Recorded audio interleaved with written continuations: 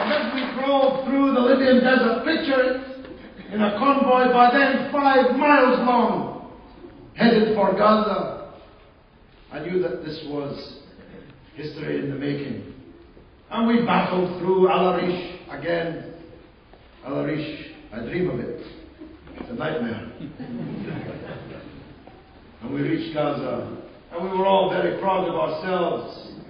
And then we discovered the scale of the devastation, and we realized that what we had brought, which represented sincere and massive effort by communities like yours all over the country, was but a drop in the ocean of troubles faced by the people there. And we would be consumed within a week or two, maybe less.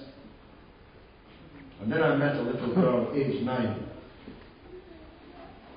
who had been staying with her grandmother when she heard the news that her house had been destroyed by an Israeli bomb. She and her grandmother rushed to the house, where she discovered that her mother and her father and all 5 of her brothers had been killed, and that she was now an orphan with only an elderly grandmother to look after her. She was 9 years old, a hijabi girl like some here.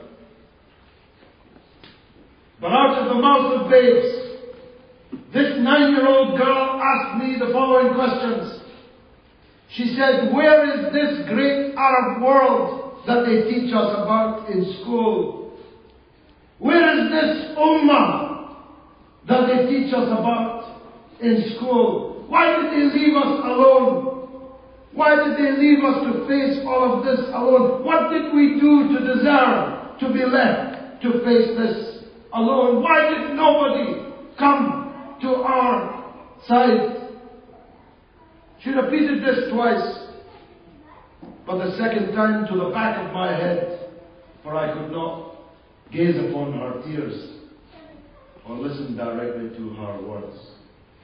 But what I promised her I would do, that I would go out into the world, I would travel this ummah, and I would try to find people who would replace, as far as we could, the lost mother and father and brothers that she had suffered.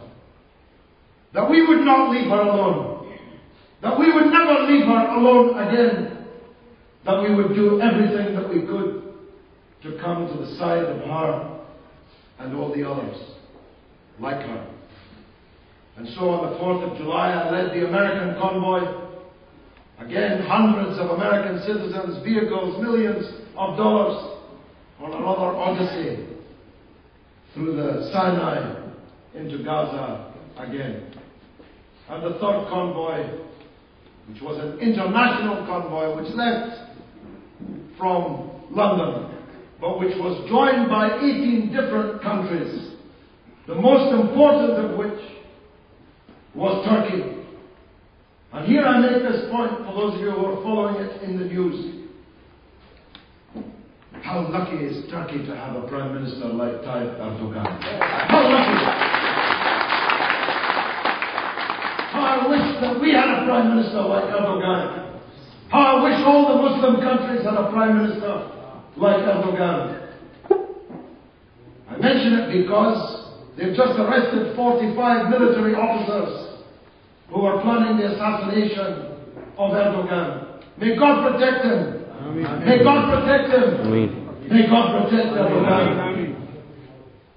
Because the government of Turkey has arisen like a phoenix from the ashes of the Ottomans and is reasserting its position as a leader in the Muslim world, a leader more loved than any Arab leadership in any Arab country ever will be. And as my friends know, the Turkish organization İHA, founded by Erdogan and President Gül, were absolutely central to the success of our convoy. And let me say, Yusuf referred to rumors that somehow we were to blame for the fact that bricks were raining down on our heads. Some people obviously didn't watch what was happening in Cairo at exactly the same time, where we weren't there. But the Gaza Freedom Marchers were being clubbed into the ground by the very same security services that we were. Let me say that our stand in Aqaba, our long journey back, difficult though it was, to Latakia, the difficulties of our onward journey to Arish, the blood that we were forced to shed in Al-Arish, with 55 wounded people in a convoy of 500. Some of them entered Gaza still bleeding from the wounds they suffered the night before. God works in mysterious ways. It was these hardships and these difficulties that made sure this convoy was known throughout the world, and especially throughout the Muslim world. And that's why the people who were on that convoy can be sure that they have written their names into history, and those who shed their blood in order to reach Gaza are surely blessed. Now, as you know, as soon as we arrived out, I was arrested by the government of Egypt and taken by force to the airport and forced onto a plane bound for London.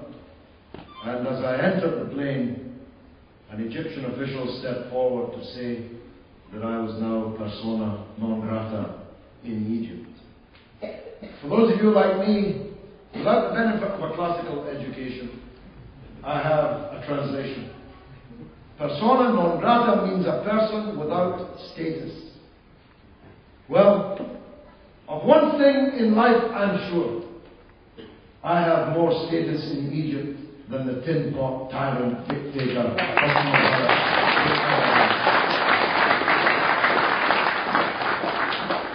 He said there will be no more land convoys going to Gaza. Well, we'll see about that. But meanwhile, they forgot about the sea. The sea is open for those who have the courage to take to it. And we do. That's why I can tell you that in the month of June, Viva Palestina, the IHH, and other partners from around the world will lead the huge flotilla of ships from the Turkish port of Messine, and God willing will enter the port of Gaza a day or two after that.